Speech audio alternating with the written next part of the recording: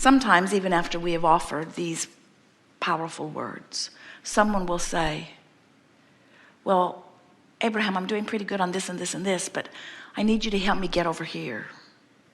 And we say, you're missing the most important part of all of this. You've forgotten the inevitable success that the stream promises. And you must believe in the process. You must understand the stream. Because if you're taking score about where you are, then you might very well be pointed right upstream and hindering your progress. But if you are making peace with where you are in the attitude of, oh, I'm not where I'm ultimately wanting to be, but I'm all right where I am and the stream is carrying me, and so it's inevitable that I will get what I want because I am a worthy being. The stream tells me that. Now, everything turns around for you. In the moment that you let go of those oars and the stream turns you, in that very moment, as that relief is washing through you, you begin to move and physical things begin to become apparent immediately. In other words, we really are not asking you to just let go of the oars and let the stream turn you and then maintain an attitude of patient faith for a long period of time until you start getting evidence of your work. Because when you let go of those oars consistently, you don't have to be patient because the stream carries you quickly. In other words, you're going to begin to get evidence. In fact, it's a very common thing for people to say to us or to Jerry and Esther, all kinds of things began to change immediately once I get hold of the idea of letting go and releasing. People have been talking about this for a while. They've been talking about surrendering. They've been talking about letting go and letting God. And we're wanting you to understand how powerful those messages are. When you let go of the resistant thought, which is the only reason that you haven't been discovering the pen in your purse, even though it's that obvious. Do you know your fortune is as easy as that? It is as easy to create a castle as a button when you let yourself leverage the energy that creates worlds. But when you're banging around trying to make it all happen through action and you're not paying any attention to which direction you're going in the stream, you can't offer enough action. There's not enough action in the world to compensate for that bucking of the current that you're doing. You must turn and go with the flow. We just love it when somebody gets terminally ill. It's so delightful. Well, we're teachers, you see, and when someone gets terminally ill and they've been told there are no more options, we can't cut it out, we can't give you a pill, we don't have a process for it, we don't have any action thing that we can give you, then they have no choice but to do the only thing that really did anything anyway. Sometimes they give you a pill and the pill causes you to believe, so you turn, and that's why you recover. Sometimes they say, here is a surgery, and you believe in the surgery, so you turn and go with the flow for a little while.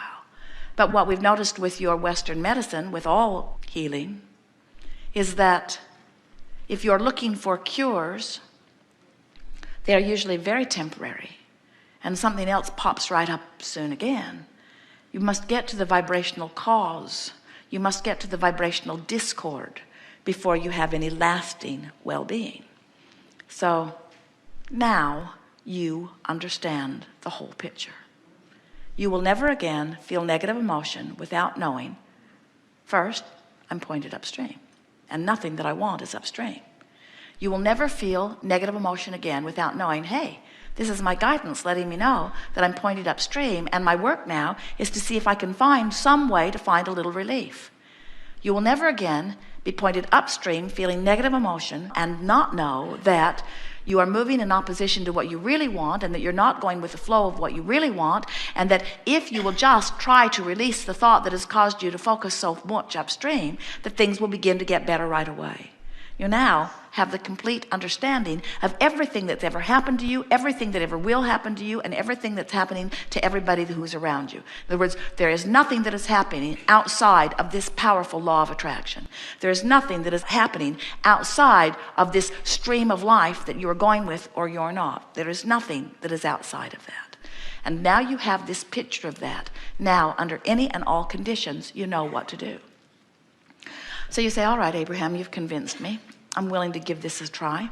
So I will listen for that call of source. I will try to go with that flow in the direction of the call of source, because you have sort of kind of convinced me that my inner being is standing there as the culmination of all that I've become, and I want to become a vibrational match to that. So what does the call of source sound like anyway, you say? And we say, well, it depends on where you are in relationship to it. If you're up there in appreciation, the call of source feels like goosebumps and shivers and ecstasy and well-being. But if you are down there in despair, the call of source doesn't sound like all of those bright, fluffy things. The call of source may very well sound like revenge. And many of you would say, well, how can revenge be a step in the right direction? And we say, only you know. Is it relief? Only you know. If you feel relief, and we've never seen anyone who was in despair, which means they feel powerless, who got hold of an idea of revenge. We've never met one who didn't feel better, because in revenge, there's taking some of your power back, you see.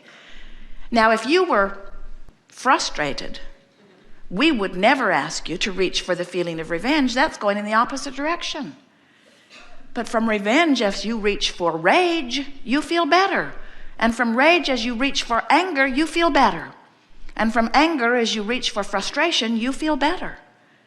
So as you reach for that feeling of feeling better, for that feeling of relief, now you always know which way to go. And when you know which way to go, and you turn more deliberately more often, and you develop habits of letting go of those oars more often, before you know it, you're in this attitude of knowing and expecting well-being to be yours. And it doesn't take long for it to go from hoping, which is where many of you may be right now, from hoping to believing to knowing, because once you get to the place that you are more often hopeful than not, you're flowing so steadily with the stream that manifestations are happening all over the place that are giving you belief. And once you are flowing and believing, hoping, believing, hoping, believing, believing, hoping, hoping, believing, hoping, believing, believing, believing, believing, before you know it, you are knowing. You just know. You know law of attraction, you know the stream, you know the power of your thoughts. And when you know that, you don't freak out when you catch yourself upstream. We want you to talk about the things that feel good. We want you to talk about the things that feel better. But if it doesn't feel good, drop the oars. Don't put it to words. Don't engage in conversation. Let go of the online chat group. In other words, let go of any forum that will give you an ear to your upstream comments. And watch how easy it is to drop the oars. And when you do, watch how quickly the current turns you. And when it does, watch how swiftly you move to the culmination of things you've been wanting. And as you do, feel the utter worthiness of your being. Well, we are done.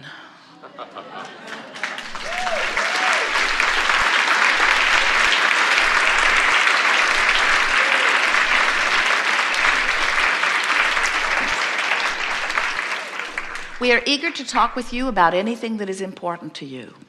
We're pretty good at finding the words that get you turned in the direction of what you want. It's our only value to you. We stand where you have become, and we call you toward it. No subjects off limit. Very nice. This is going to be a very good day. Begin right here. Yes.